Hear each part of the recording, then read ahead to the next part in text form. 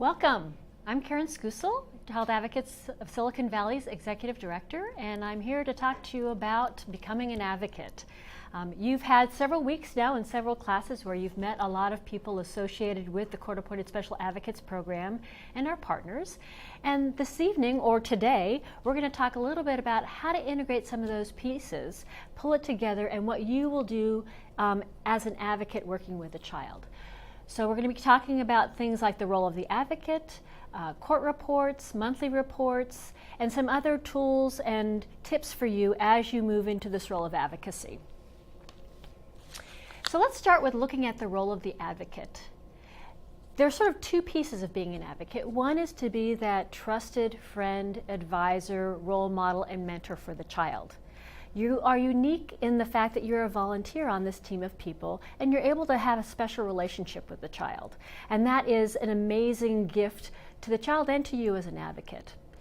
The other piece of your role is as the court-appointed special advocate, the voice of the child in court. And that's really what we're going to be focusing on during this session. So a couple things about being the voice of the child in the court. There are a couple of things that you need to do to be able to do that. One is you'll go out and you'll gather information. You sort of investigate what's going on in the case. This doesn't mean that you're like a detective and that you're weeding through finding everybody that was involved in the case and trying to find out what happened to the child. What you're really doing is finding out where the child is today. What do they need today? What's going on in their life? How are they doing at school? Do they have friends? Are they seeing their family? So sort of gathering information and getting a sense of what's going on in the child's life. That's really important because you are the eyes and ears of the court. Since the judge is always just in the courtroom, is not able to see the child outside of that, you play a pivotal role in understanding what's going on in that child's life. Another piece of being a voice of the child in court is to advocate for that child and that child only. If you have siblings, obviously, before more than one child, but really you're there for the child, both inside the court and outside the court. And there will be times when you're talking to caregivers or parents or other family members that may make a request of you to advocate for them in the court. And I think that our answer needs to be, that's really not a role that I'm able to do. So if somebody wants to request something different from the court, I would direct them to the social worker. But your role is just to be there for the child. A third piece of this voice of the court is to collaborate. You know, we're part of a team. You've met many of the players, the attorneys, the social workers, the judges. You'll meet teachers and doctors, neighbors, and friends of the child. And so working well with all of those individuals is going to be really important so that you can get that full picture of the child. And that means oftentimes working with the parents. And I think sometimes that's difficult for us as CASAs. We may be hesitant, will the parent like us? How will that go? The child was removed from the parent's care. What will that feel like for the parent to meet me? And I'll tell you that from our experiences, we're able to develop very good relationships with the parents. Once a parent understands who we are and what we do, they're very open to having us watch out for the best interests of the child. So being supportive of the parent, being encouraging of the parent, supporting the parent in meeting their case plan as encouragement, not that you're going to be advocating for them, but really supporting the parent is really important. And the children also see how we speak about or speak to their parents. And even though they may have some harsh feelings or not feel great that their mom or dad is not doing everything that they need to have them returned, our working with the parent in a respectful manner, or referring to the parent in a respectful manner is really important. So I think that's really important to keep in mind, is that collaboration with all members of the team, including the parents, is really vital to the success of your advocacy. Another key role for us as advocates is to monitor the case plan. So each parent has a case plan of things that they need to do to become healthy and to be able to get their children back. And then there should be a plan for the child. And part of our role as a third-party objective individuals just to look at that plan and say, are we all, as adults, are we all doing what we need to do to support the child? Are the right things happening? Are we enrolling the little one in preschool? Is the middle school child that's been referred for tutoring, are they getting that referral? When we said that we wanted the child to participate in extracurricular activities, are we helping identify those? So as a CASA, we sort of look at what is supposed to be happening for the child and encourage and support all of us involved in that child's life to do what we need to do to help that child thrive. And then lastly, a key role that we play is to write a court report, and that we'll be spending a lot more time on that. But one of the things I wanted to do is, in looking at the advocate role, I also want to call attention to one of the handouts you have in your packet, and that is a copy of the court order. So whenever you are assigned to a child, there's actually a court order that's generated that with your name, identifying you as the court-appointed special advocate for that child. This court order, a copy of this court order is sent to the social worker, to the judge, to the attorneys, to the caregivers, and depending upon the child's age, to the child themselves. And it explains who you are and what we do. It states that you have access to all the records of the child, so you can bring a copy of this to the school and have access to the school records. It states that you have access to the medical records. So it really tells people that you've been cleared, that you're a responsible, trained adult that gets to work with a child, that you have access to their records. Part of your role is to see the child on a regular basis, and all the parties are supposed to be supportive of that and work with you in making sure that that happens, and that you have a specific role in reporting back to the court how the child is doing. And so I think when we talk about nuts and bolts, you'll have a reminder about this, but we advise people that once you get your court order, you make a few copies for yourself, keep one in your car, a glove compartment in a confidential space in case you ever are asked to produce it, and then have a couple of other copies that you can take with you when you go and visit the child's school for the first time, or perhaps visit the caregiver for the first time, or go to the doctor. So this is a pretty important document to keep in case you're ever questioned about why you want to meet with the child. So given those roles of the CASA, when it comes to reporting, what might a judge need to know when they're making critical decisions about this child and their life? I'll let you think about that for a couple minutes. But if you go back and think about the people that you'll be working with, the caregivers, the doctors, the teachers, the judge wants to know how all of those aspects of the child's life are doing. How are they doing educationally? Do they have friends? How are they doing medically? All of those are types of things that we report on to the court. So then the question is, how do you find out about that? We've already talked about that a little bit, that you go and talk to other parties that are involved in the child's case, teachers, doctors, family members. But a really important part is talking to the child, and that's where this relationship that you build with a child is so important. We mention this throughout the training, that you are unique in that you're a volunteer. And there's something very powerful about meeting a child and saying to them, I heard about you. I heard you were a really good athlete, and I thought, how cool. I'd like to meet this child. And they know that there was something about them that was special, that made you want to spend time with them. And they know that you show up because you want to be there with them. They know that you have no other interests except for theirs.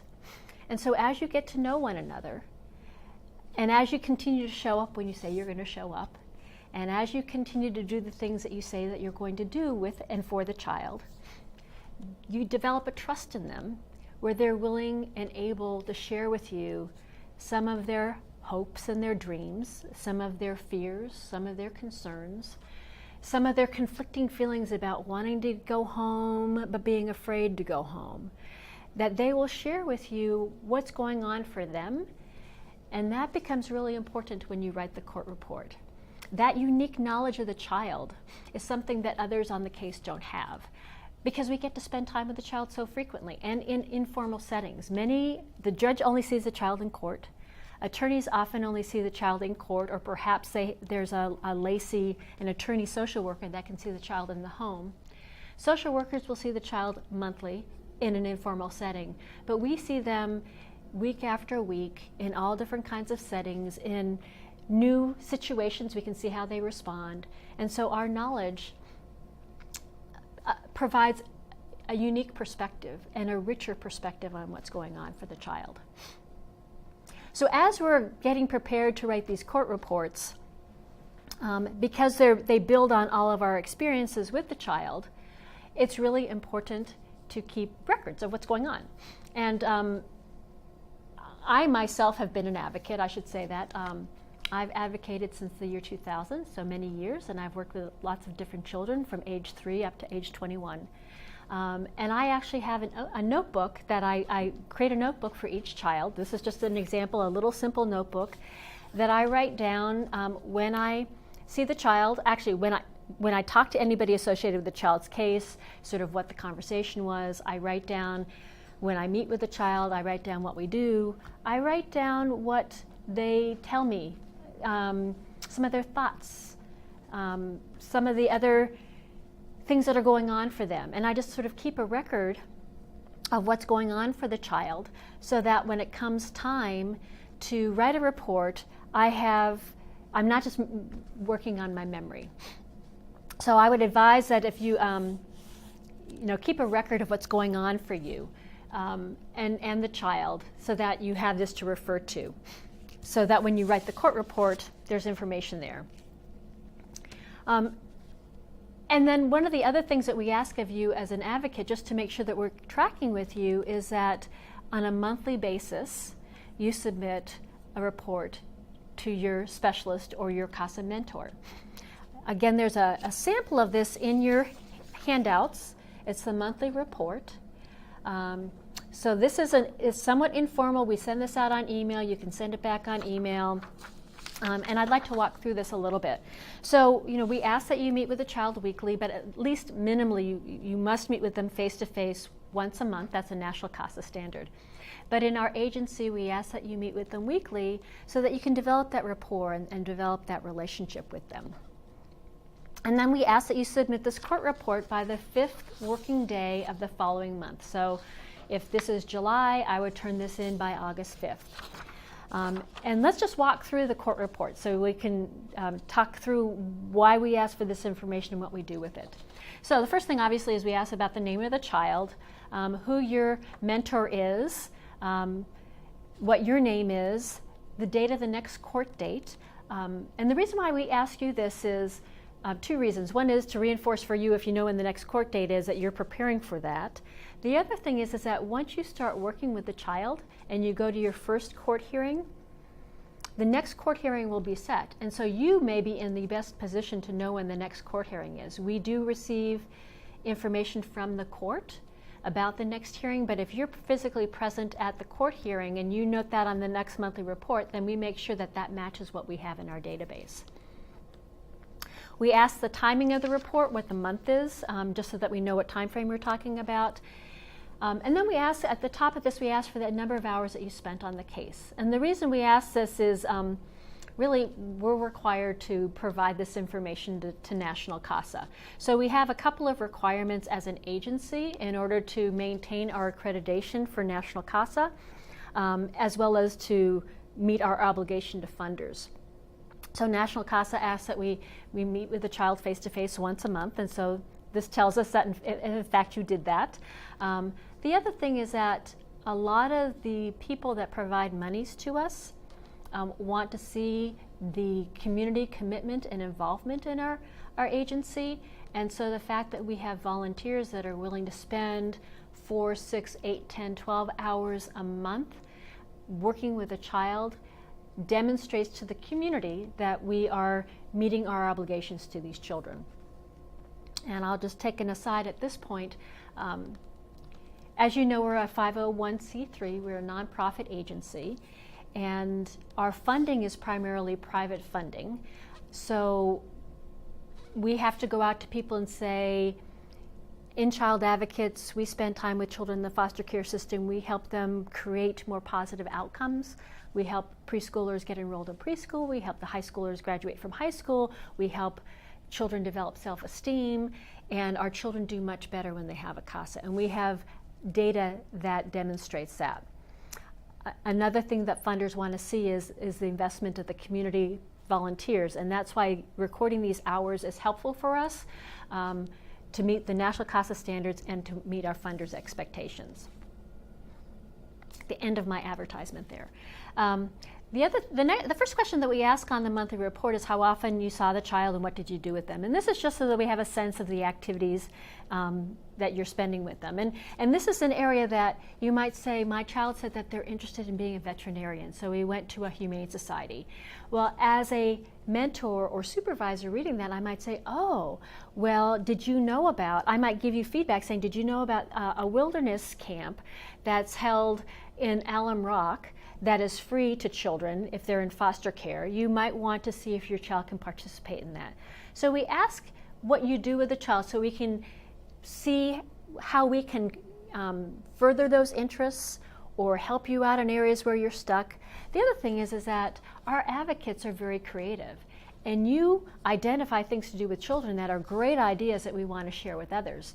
An example is I had a volunteer that I worked with who took his young man to the bank and set up a bank account and gave him money, and then they learned how to keep track of money, how to use the ATM, how to put more money in the ATM than take it out. And so that was just a great lesson that I thought, gee, we should be doing this with every one of our 16-year-olds. Have all of our CASAs think about doing this because this is a great life skill. So we get great ideas from you that we can pass on to others, and we hopefully can give you some other ideas on how to further your child's interests.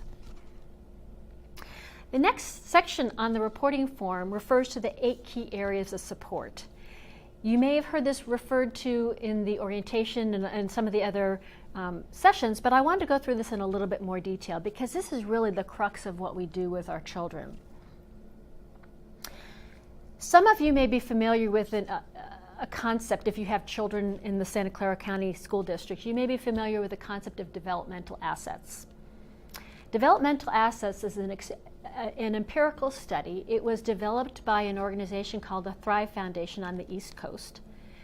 And they worked with all different children, and they looked at what are the characteristics, sort of the internal attributes as well as external attributes that are required for a child to grow up to be a healthy, productive adult. And they identified 40 different characteristics. These characteristics include a positive view of their personal future. It includes feeling like the community cares about you.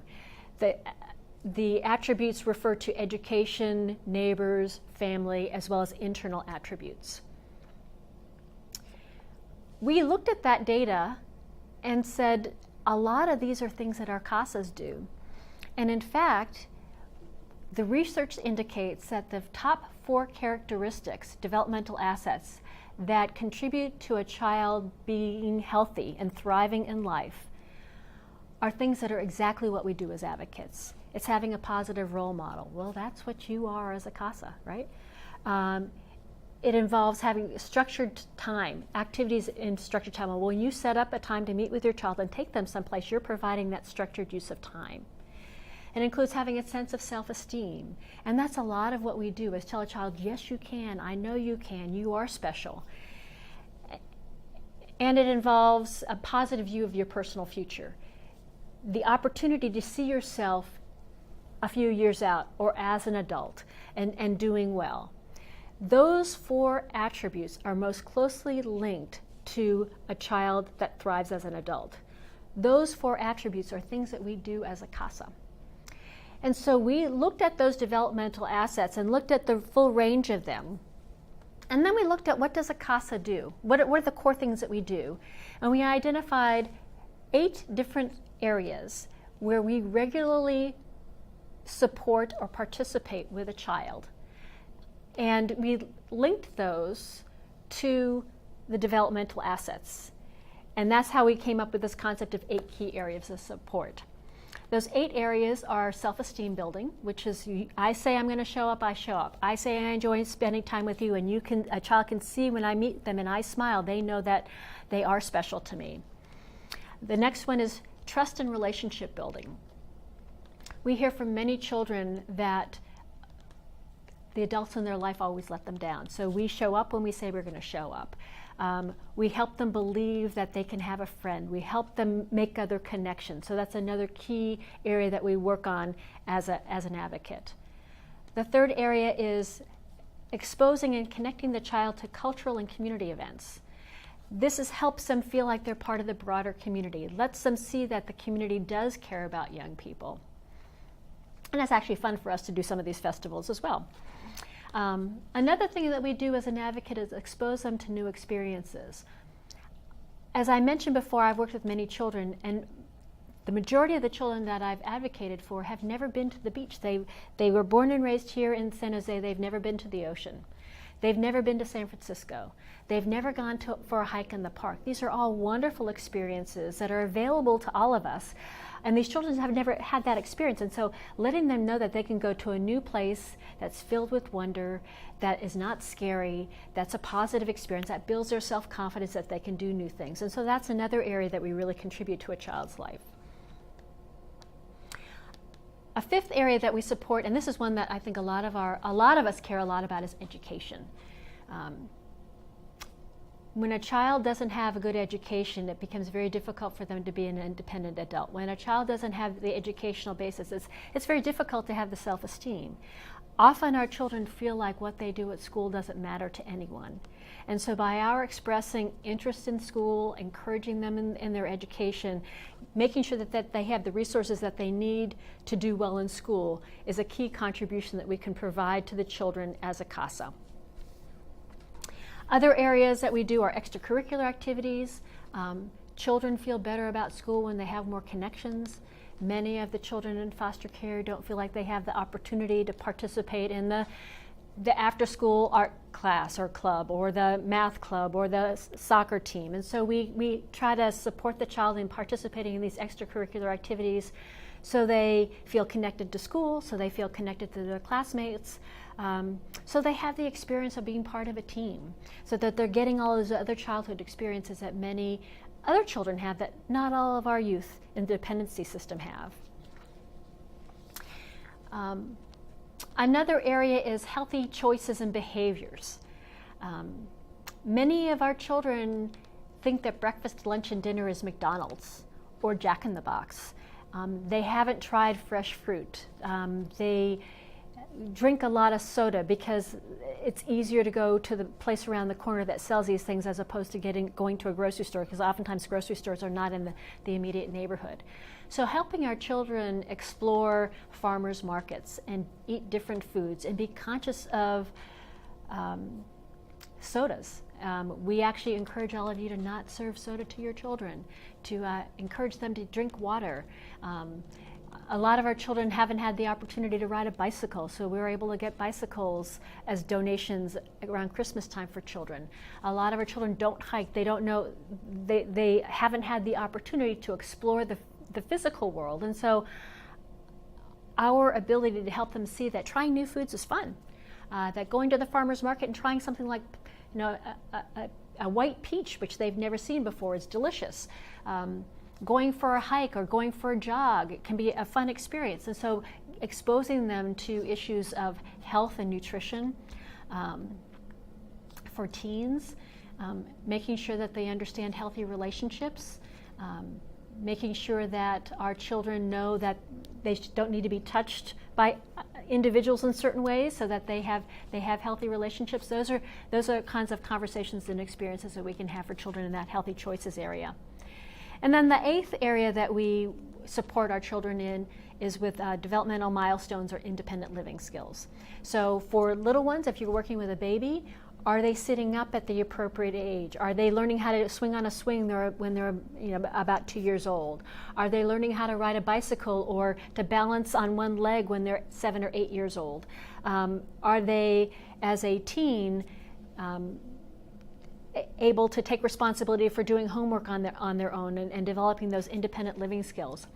So those are just some examples of those 8 key areas of support. These are things that we ordinarily do as a CASA, and we're just calling them out for you so you can be more aware of how you help the child.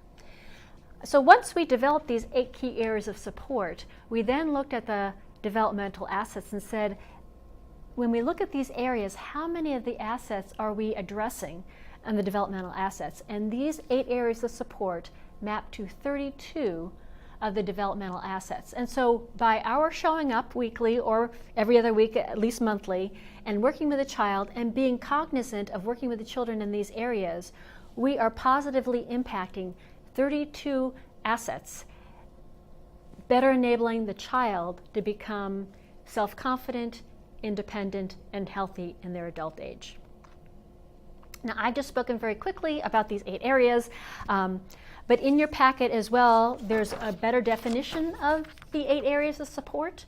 So we explain what the area is, the assets that it relates to, and then how you can support this at different age groups. Because baby through 21, we can positively impact each of these areas in an age-appropriate manner to help every child start to develop those assets so that we bring them back to par with most children in what we call normal families.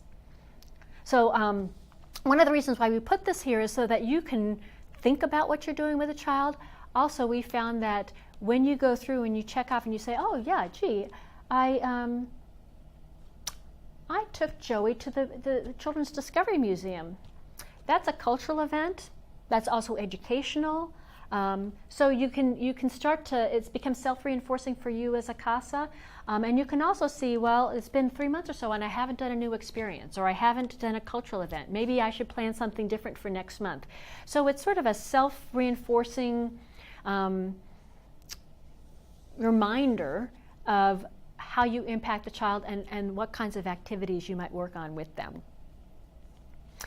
The next thing we ask on the monthly report is who you've spoken to, just so that we can keep track of, and you can keep track actually, of who you've spoken to about the case, whether that's via phone or in person. It could be an email or a phone call or face-to-face, but just tracking who are you talking to and what was that conversation about. We ask you what's changed in the case. Again, you will see the child more regularly than we will. You'll know if their placement moved or if their school changed or if they've started visiting their father again because he's come back in the picture. That helps us support you as changes happen in the case. A key area on the monthly report is what are the current successes on the case and your concerns. It's important for you to recognize the successes, and the successes may be little ones. It may be that Jennifer now smiles when she's coming out of school or when she's going to school, whereas before she was always afraid. It can be little changes in the child's acceptance of life. Or it could be a big change, like your child got an A on a paper, or that your child won an award for citizenship in school, or that the young person that you're working with got their first job and deposited their first paycheck. So the successes can be very little, as well as to the major milestones like high school graduation. And the concerns can be as broad. It could be a little concern that your youth seems to be withdrawn more recently and you're not quite sure what's going on for them. It could be that they're getting close to being reunified with mom and they're a little bit afraid and you need to encourage and support them that things will be okay. Or a concern could be with a teen that's starting to spend time with youth that are not always the best influences. So when you tell us about your concerns or successes, again, this is another opportunity for us to engage with you and talk about how do you further the success or celebrate the success, or how do we start to talk about how to address some of the concerns so we can get out in front of something that could devolve a little bit more. And then we ask you what's next on the case. Again, this is another opportunity for us to engage with you and to support you on helping the child. So those are the things that we ask for you on a monthly basis. Again, this is a way for you to keep a record of what you're doing with the child, as well as for your mentor to support you on what's going on. And then there are 2 other items at the very bottom, and this is about continuing education. So I think when you attended the open house, we told you that one of the requirements of being a CASA is to continue. Once you finish this 30 hours, you're never done. Just like life, you're never done. We ask that you continue to learn more about child development issues, foster care, the issues following the families, and that you invest in continuing education. So it's an hour a month. is the average. It's 12 hours a year, so it'd be an average of an hour a month, but it may be that you attend a workshop or a discussion group or attend an external class, or you watch a film that's offered in the community that's related to the issues that our children and our families are facing. So we ask that you just tell us what you've done in terms of continuing education, the number of hours, and then we track that. So that's the monthly report. This is a tremendously helpful document. Again, we ask that you turn this in every month to your supervisor or your specialist or your mentor, and it really allows us to support you in your support of the child.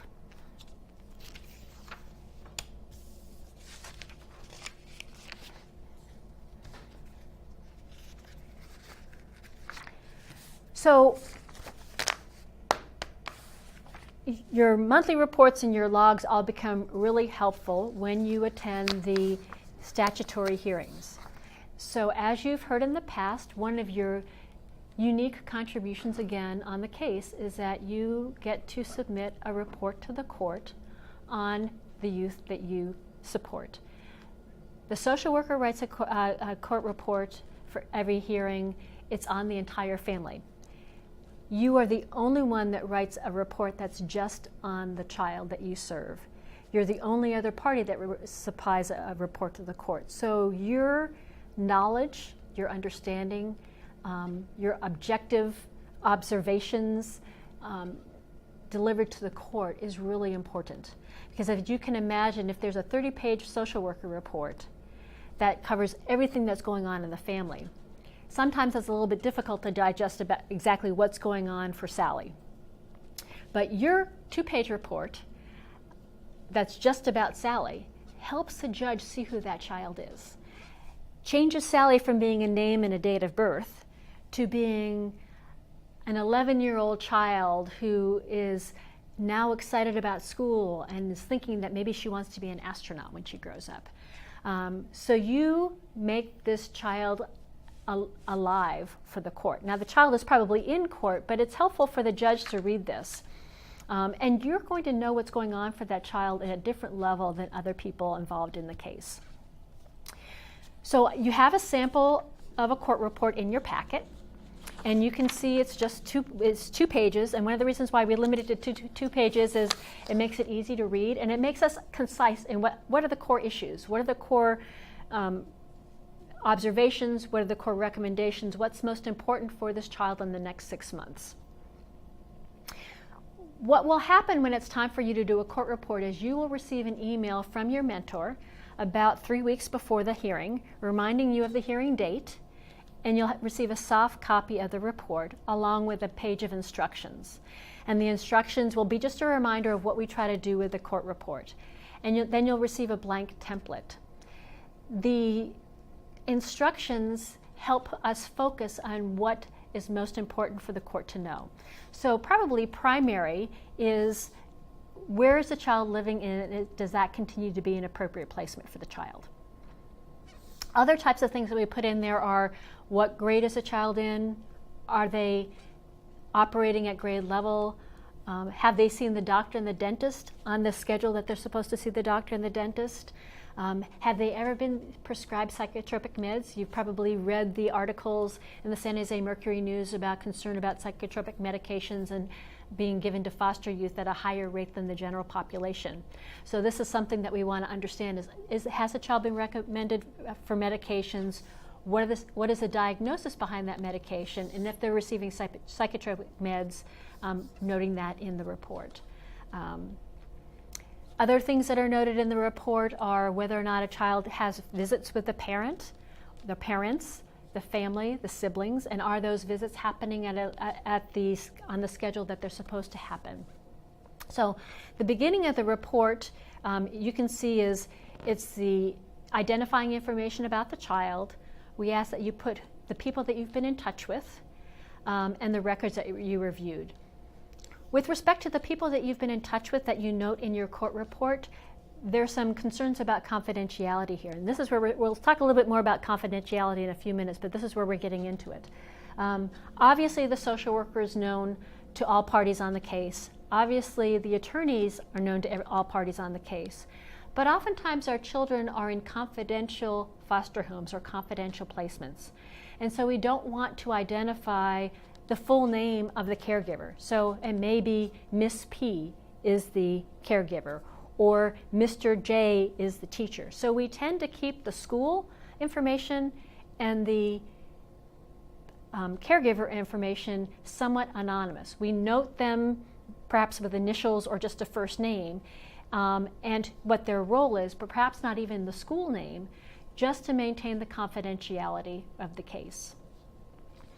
And then that's really important, because what we wouldn't want is for a parent who is not supposed to have visitation to show up at the home of the foster parent and perhaps cause some discomfort. Or we don't want a parent that is not supposed to have any contact with the child, or a family member that's not supposed to have any contact with the child showing up at the school. So that's why we are somewhat anonymous in that contact information when we file the formal report. And then in the report, we have a set of conclusions. And these are very brief statements. Again, is the child in the right placement? How they're doing at school? Are there visits happening? And then in the summary is where we put more of the color commentary. So in the summary, one thing that's very important is for you to tell the court how long you've been on the case and how many hours you spent. That gives your conclusions some credibility. If you've been on the case for 6 months and you've spent an average of 10 hours a month with a child, that means that you really do know the child. You've seen them in different situations, and so that's important to put on there. And then the rest of the summary relates to what you've stated up above. So if you say that the child should remain in their current placement, you might say, Joey is really thriving in this home. He has friends in the neighborhood. Seems to be bonding well with the foster parents, seems to be happier and more carefree, like a child his age should be. So those are the types of things that you would put in the summary. Each paragraph would relate to one of the conclusions or that you've mentioned up above. So the first time you do this court report, I often advise people just put things on paper. If you stress out too much about what you're writing, don't worry about it, because once you submit the court report, your mentor will review it and give you advice and talk through some of the conclusions and any questions that you might have. So you'll receive the notice 3 weeks in advance. We ask that you submit your court report to us 2 weeks before the court date. So you have you'll know the date in advance. We send you the trigger. Hopefully you can complete it within that week, and then you send it to us with 2 weeks notice. And the reason why we have that 2-week period is to give us a chance to work through the wording of the report with you. We do edit the reports. We edit the report for a couple reasons. One is there may be language that you use that has a specific meaning in court that you may not be aware of.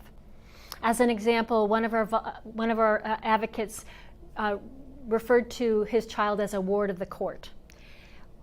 That sounds like that would make sense. However, in dependency, children are referred to as dependents. In juvenile justice, or what used to be known as juvenile delinquency, the children there are called ward of the court. So our children are dependents of the court, not wards of the court. So sometimes our advice might be something simple like that, like the term that you used does not match the language of the dependency court. So we'll work with you on that. Other feedback that we give you might be around how to get your message across in a way that will keep all of the parties knowledgeable about what you're recommending, but willing to talk to one another. So what does that mean? Sometimes we feel like the parent is not doing what they need to do to get the child back. And sometimes we may be frustrated by that, and we might put in there that the parent is just not a good influence. That's an opinion, and that may be valid based on your experience on how you feel.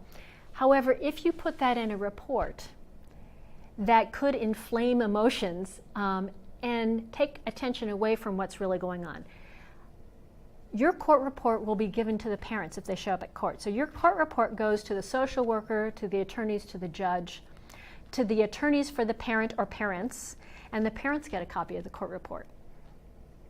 So we would want to work with you so that what you're providing to the court is objective and fair and accurate, and worded in a way that will help us understand what's going on, but not have negative emotions divert us from what's most important.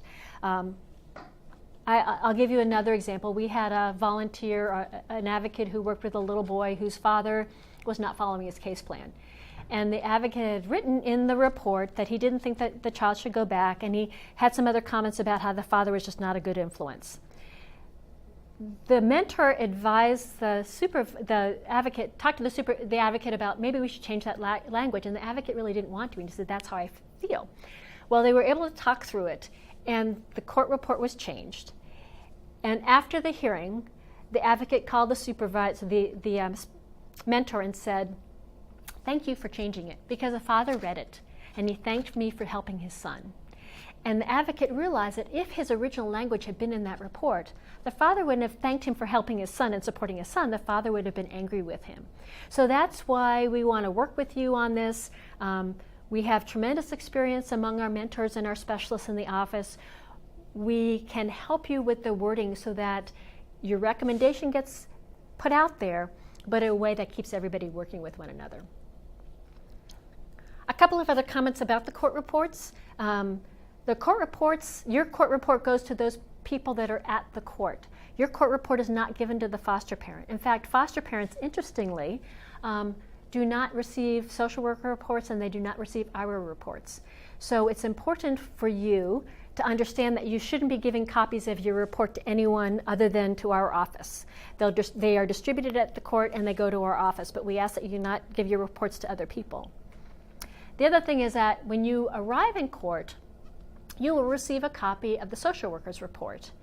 That report should not leave the office. It's considered very confidential, so that we ask that when you go to court, after you've read the report, after the hearing, that you return that court report to the front desk. If you can't find anyone at the front desk, return that report to the supervisor on duty, because it's such a confidential piece of paper, we don't want that leaving the courtroom. And if you ever need to refer to that report again in the future, a copy of that report is delivered to our office, and you can come to our office and review that report. So those are just some of the nuances about the court reports that I wanted to pass on to you. And then just a couple of other thoughts in terms of the court reports. For those of you that are working with that will work with older children,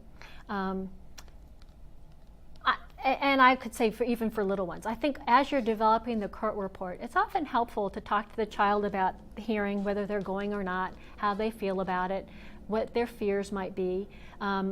All children are invited to come to court. There's a very distinct desire by the state, actually, that any child that's age 10 or older should be invited to court, and if the child cannot attend a hearing on a particular date, that hearing is changed so the child can go to court. The reason for that is they've received feedback, the state has received feedback from former foster youth that said a bunch of people get together in a room, I'm not there, they make life-changing decisions for me, and I'm not even represented. My CASA's there, but I'm not there. So with the CASA sending the report and the child being present, it just helps the child know that they matter, that their voice matters, and people aren't making decisions about them without their knowledge. But I always advise CASAs to talk to the child about the hearing. Are they going? If not, why not? Is it they're afraid to? Will it help if you go with them? I also ask the children, what do you want the judge to know? What do you want them to know about how you're doing? What do you want them to know about how you feel? So that their voice really truly is heard.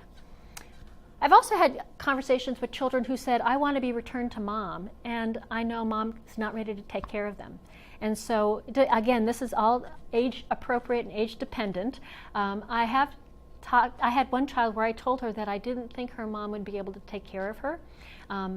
This is a case, I was working with a 17-year-old girl. Her mother had mental health issues. Her mother could not take care of her. My child wanted to go back so she could take care of her mom. And what I said to her is that I understood how much she loved her mom, and I understood how much her mom loved her, but that her mom wasn't able to take care of her, and that she, as a 17-year-old, could best help her mom if she graduated from high school, became a little bit more established and independent, and then could go back and help her mom out. So I told my child, I'm recommending that you not go back to your mom. Now, I had a really good relationship with this child, and we had a trust level where it was a longer conversation, and she got what I said. And she appreciated the fact that I did like her mom. I mean, and I did respect her mom, and I knew there was a tremendous bond there. And my child did see that, I mean, she knew that her mom wasn't ready, and so it ended up being a really good conversation. So as you look at writing your court reports and you look at talking to your children about involving them in what you write, work with your specialist, work with your mentor about how to engage with the children about those types of conversations, because some children, even if they're 17, may not be able to have that conversation. But if you can involve them in that conversation and involve them in your recommendations, again, they see that you care, they see that what they think matters, they know that you're there for them, and I think it makes the whole court experience more positive for the youth.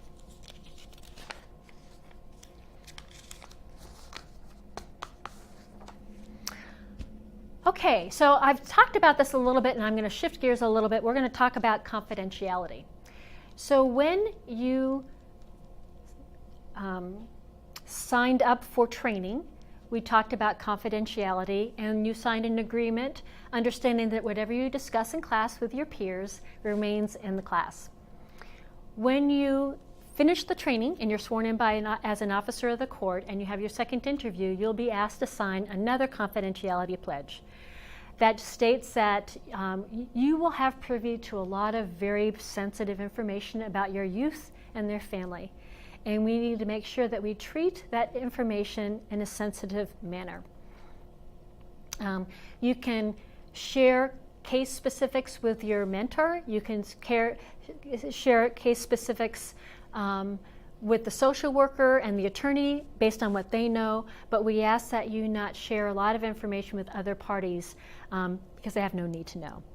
So again, it's very important that we maintain that confidentiality. We owe it to the child, we owe it to the family, we owe it to the court. We ask that you not discuss the case. Once you pick a case, we ask that you not discuss the case with people that are not involved. Now, this is hard if you have friends, coworkers, or family members who know that you're participating in a volunteer program. So what does that look like? I can say, I'm working with an 11-year-old boy named Jose. He's in 5th grade and he's a really cool kid. They don't know what his last name is. They don't know where he lives. They have no reason to know why he's in the system. They might know that he's interested in animals, and they may have ideas of things that I can do with him. So what we don't want to do is to share any identifying information about the child, but people will know that we're volunteering. And in fact, if you have friends, colleagues, or family members that you think would be a good advocate, and you're talking to them about the types of things that you do with a child, sort of the fun things that you do with a child, the way you've helped the child, if that incents them to become a volunteer with us, that's wonderful. But again, you don't want to do anything that identifies a child that might breach that confidentiality. The other thing is that you are going to have a lot of information that the foster parents do not have, other caregivers, family members don't have, teachers won't have. So it's important, it puts somewhat of a burden on us to understand who has access to what information, and how do I make sure that I don't divulge something that they don't already have. So for example, for a foster parent, they do not read the case history of the child. They will not know all the reasons why the child came into the system. And so if they ask you, well, what happened initially? What started all of this? Our advice to you would be, I'm really not privy to that, or I'm not able to discuss that. It's best if you talk to your social worker. So I would direct people back to the social worker if they have questions about what's going on, because we need to be really sensitive that we do not divulge information that shouldn't be given to them. And sometimes if you're not sure if you can discuss something, obviously if you go on a visit with a child and you return them to the caregiver, you should talk to the caregiver about what happened. Or if you had a conversation with a youth and they seem upset by it, you might say to the caregiver, we had a pretty deep conversation. They seem a little they're pretty upset, so you might just watch over them. You don't need to tell the caregiver exactly what was stated. So if you have any question about what should be shared, talk to the social worker, talk to your mentor, and we can talk through with you what information is appropriate to share and what information is not appropriate to share.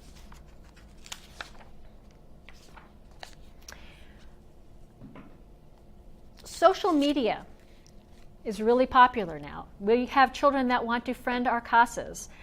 We have sometimes family members or caregivers that share emails or might want to invite you to be a friend on Facebook.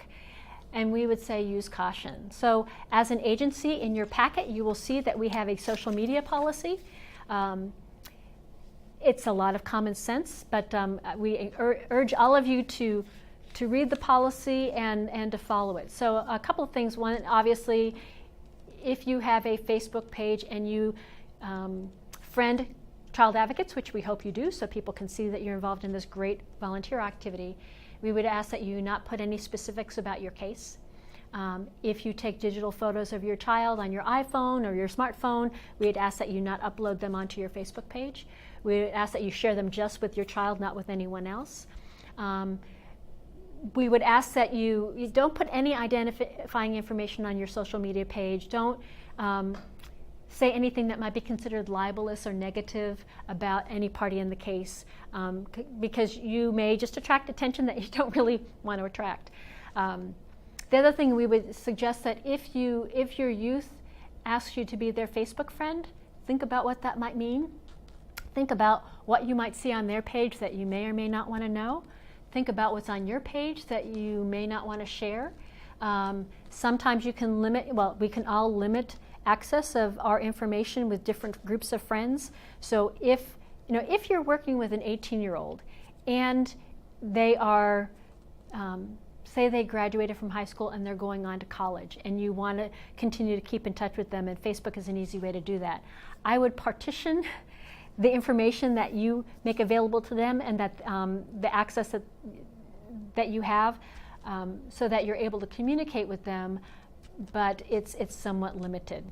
Because I think that we've had some people that have shared more than they initially meant to, and it became a little uncomfortable trying to explain to a youth perhaps why they have pictures of themselves at a party where there are people that look like they drank too much. Probably not the image that you want to leave with a youth that you're trying to be a role model. So be very cognizant of friending people involved in the case with your Facebook. I'm trying to be realistic about the fact that for young people, sometimes having access to their Facebook pages is beneficial, but think it through, and again, talk to your mentor. Same thing with email. Be really cautious about what you send on email and who you connect on email, who you give your personal email to. Be really cognizant of texting. And in fact, a really good conversation to have with your advocate youth is watch what you text, watch what you post. It doesn't go away, it follows you forever. That's a good lesson for us to keep in mind, and it's a good lesson to pass on to our children so that they don't end up in a useful moment putting something out there that could come back later on and harm them. So I'd suggest that you, or request that you read the social media policy and keep these things in mind as you work with the youth, and as you're a representative of child advocates. Once you complete this and you take a case, you're part of our representation in the community. So we'd ask that you are cognizant of the social media policy. Another key role that we have that's official, as a court-appointed special advocate, we become a mandated reporter. Some of you may already be mandated reporters in your jobs. If you're a teacher or a nurse in the health profession, you know what the mandated reporter rules are. But for many of us, this is a new role that we would play. So mandated reporter, there's information in here about mandated reporting. But basically what it means is that if you become aware of your child experiencing some form of abuse or at risk of abuse, you are mandated to bring that information forward and report it to the county. You're only a mandated reporter for your child. So if you're walking down the street and you see someone that hits their child on the side of the head, you're not mandated to report that. But anything involving your child, you're mandated to report. This can sound a little scary, like what if I'm wrong? What if it's not really abuse? But we would encourage you to call and just let your observation be known to social services. So the way this works is there is a social services number that's 24 hours, 24/7, that you can call. They have a triage. So when you call and you say, my name is Karen, I'm a court-appointed special advocate for a youth, they divulged to me that their foster parent smokes marijuana in the house. The person on the other end will ask a series of questions to determine whether or not this is an immediate threat to the child. The marijuana in the house would be an immediate threat, but it may be that my child divulged that a person came to the house that the foster parent later said had a felony record. The child may not be in immediate danger, so the person at the Child Abuse Network phone will ask a series of questions to first determine whether there's an immediate danger to the child. Secondly, is determine whether or not this is a reportable incident. And so you don't need to decide that. They decide that. So they do the triage. And if they determine that, yes, this seems like this is a mandated report, they will ask you for some additional information. If you make a call and it's determined that this is an instance of abuse, at your first opportunity, please contact your mentor or call the emergency line, the Emergency Child Advocates line, that you will get that number, I think, on the last day of class. Call that number and we can help walk you through the paperwork that's required. There are some forms that talk about who you are, what you observed, the specifics of the incident that need to be filed, and we will help you through that process. But it's very important as an advocate that if your child has experienced additional abuse or is at risk, that we support them as quickly as possible, because the last thing we want is for them to experience additional trauma. And I will say there's some times when this gets hard. So if you're working with a 14-year-old girl and she divulges to you that she has a 17-year-old boyfriend and they've had intimate relationships, that's reportable. Now, the child may tell you this in confidence. And one of the things that you may need to tell the child is, you can't tell me, if you have a child that says to you, I want to tell you something but don't tell anyone, what we need to say is, I may not be able to make that promise. If you have been hurt, or if you're at risk of being hurt, I need to protect you, and I may need to tell someone. So know that I cannot promise that I cannot tell anyone something that you tell me. And I've actually had this conversation with children earlier in my case, sort of casually, about what my role is and how I'm there to be their friend and mentor and to support them, but I also want to make sure that they're always safe. And part of my job is to make sure that they're always safe, and that all of us adults that are involved in their life make sure that they're safe. So if something happens and they're not safe, I need to tell someone. I need to do something about it because I care about them. And if you had that conversation in the beginning, if they bring something else a little bit later on, reminding them, remember how we talked about this? I need to make sure you're safe. They may feel betrayed, but hopefully they don't feel betrayed. And oftentimes children tell us this because they want to tell us, but they can't. Like, I don't want to get somebody in trouble, but I know this isn't right, but I'm not sure I'm really ready to take responsibility, but I want you to know. And we've all had those conversations with young children where they want to tell us, but they don't want to tell us. So sometimes our children tell us things that they know we need to report, and then we need to navigate it in a way that protects everyone. So if a youth does tell you that they've had intimate relationships and they say you absolutely can't tell anyone, I think you need to say, I have to. I have to protect you. And I know you don't want to, and I know you may be unhappy with me, but I have to. And then you try to hold that child close so that they don't run off. And you call the emergency line, or you call your mentor and say, okay, how do I help navigate this situation? So that's some place where that there's a mandated reporting role. The other thing I will say is, and this is getting very complicated, and this is getting to a topic that you might talk once you pick a child and the age of the child, that there are many children, as we know in society, are sexually active. It is a concern. It's a concern from a just a mental health issue. It's a concern from a disease standpoint. It's a concern from a societal standpoint. And it's a concern with our children because as children who have not really been able to be children, if they themselves find themselves parenting, that is really tough. And then if they feel like they're getting people that they supposedly care about into trouble, that makes it more difficult. In your packet that you will receive with this program, there's information about the age of children when they engage in sexual activity and when it becomes a mandated issue and when they're considered peers and it's not. Again, you want to make sure that children are being safe, that they're following safe practices if they're intent on having sex, but the reportability is dependent upon the age and the relationship that the child has with the other, if it's another child. So that's a complication that is in your packet, and depending upon the age of the youth that you work with, you might want to talk to your mentor about that. Anyway, so we tell you this because it's an important role. Very rarely is a child re-abused. Very rarely have our CASAs had to make that phone call, that mandated reporter phone call. It's important that you're familiar. It's important that you read through the materials. It may be important when you talk to your mentor when you first take your case about what that looks like, but hopefully you won't have to make such a call. But again, if you do become aware, call the county line and then call us. Don't call us first and say, should I call first? Call the county line first, then contact us, and we will help you go through the next steps. Okay, and I think I skipped some slides, so I want to go on to the next topic. And this may be a topic that seems sort of out of the blue. It's on immigration. So if a child experiences neglect or abuse, they're a child that we need to protect as a society.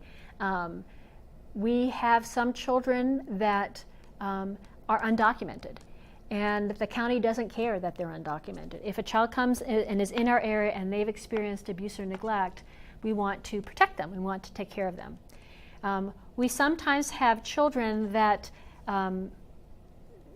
they are approaching the age of emancipation and they are undocumented and they really cannot return to their country of origin. Perhaps they were brought here as a 3-year-old. They may have come from Costa Rica, and there's not a community, there's not family, we cannot return them to that area. They don't speak the language, and so they need to stay here. So there are statutes that allow children who've been experienced abuse and neglect remain in the United States. It's called special immigrant status. Again, this is very rare. I think I can count on 1 or 2 hands the number of children in the years that I've been associated with the agency, the number of children that have fallen into the special immigrant status. But it's important that you understand that it exists. So if you're working with a child, I'd say 15 and a half or above, because it's as they start to get older, and you find that they're undocumented and they don't have a place to go back to, they have to stay in the United States, you can inquire with the social worker and the Lacey attorney to see if anyone has identified this as an issue and is pursuing special immigrant status. Now, the requirements for special immigrant status are that the youth is under 21, that they cannot return to their parent, that they're not eligible for long-term, they are eligible for long-term foster care, they cannot be married, but they can have children. So it's really children that don't have that support network, that have no place to go, and we want to provide that continued security for them, so they qualify for special immigrant status. So this is just a question to ask, and if your child is eligible, then make sure that the social worker and the attorney are aware and take the right steps to make this happen. Our role in here is not to go to the immigration office to start this process, but we just need to make sure that the other adults on the case are doing what they need to do to provide protection for the child.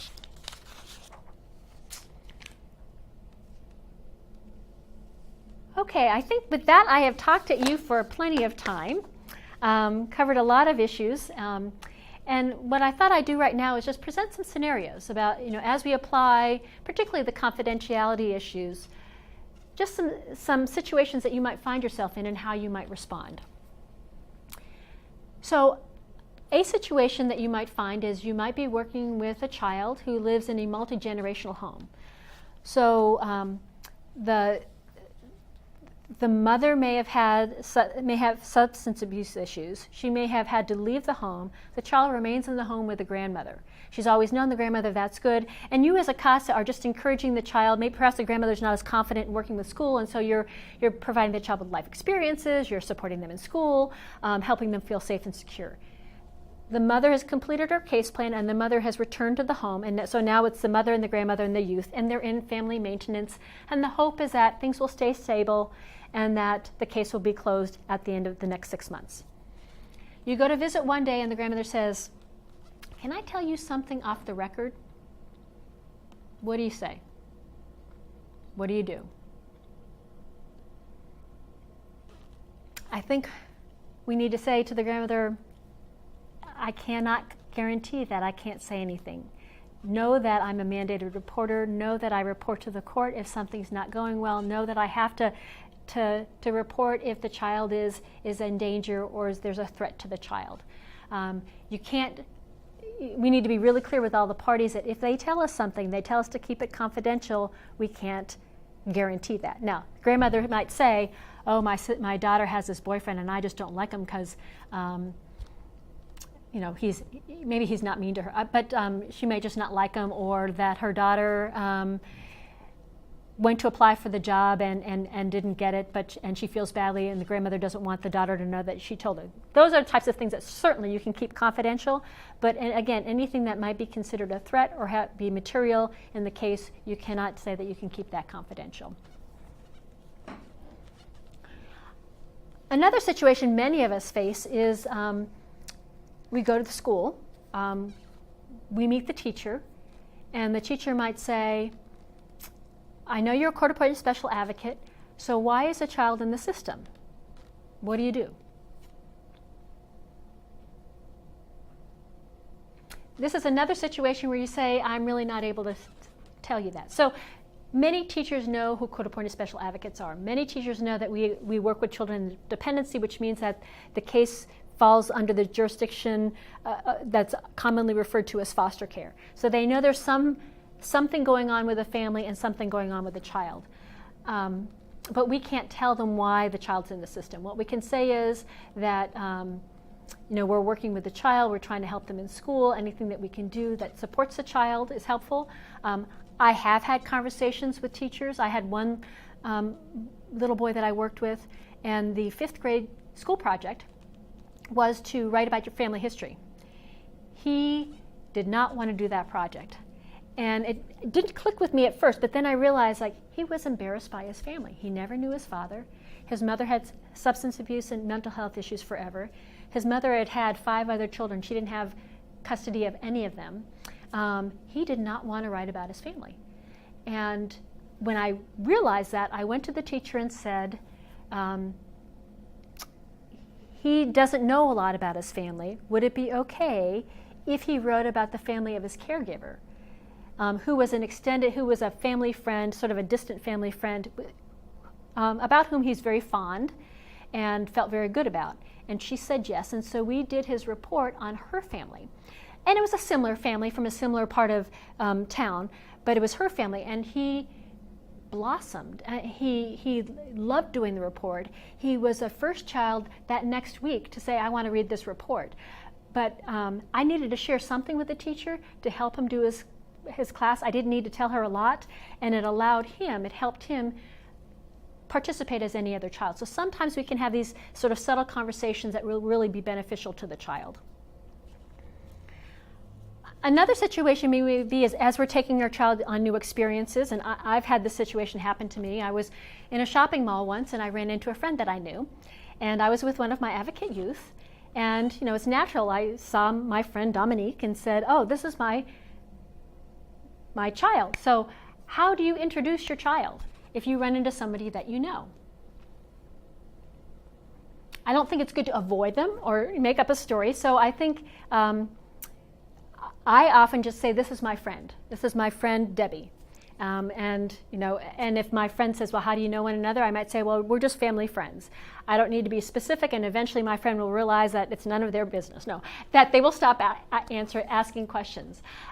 Sometimes when we're out in the public and we may run into someone that we know, or we may run into someone that the child knows, some of our children will say, this is my CASA, this is my advocate, and that's okay. But I think we need to respect where the child is, and we shouldn't be divulging something confidential in them if they're not ready to.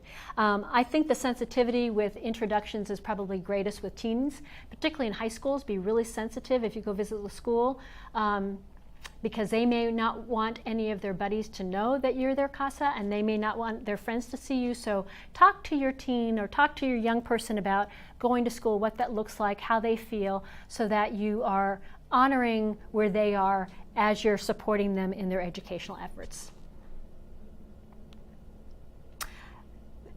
There are a lot of other situations that we face that are going to be new for us. I think the keys to keep in mind are that we want to honor and respect the child and not make them feel like they're marked as a foster child, or not make them feel like they're marked that their family is not who we might like them to be.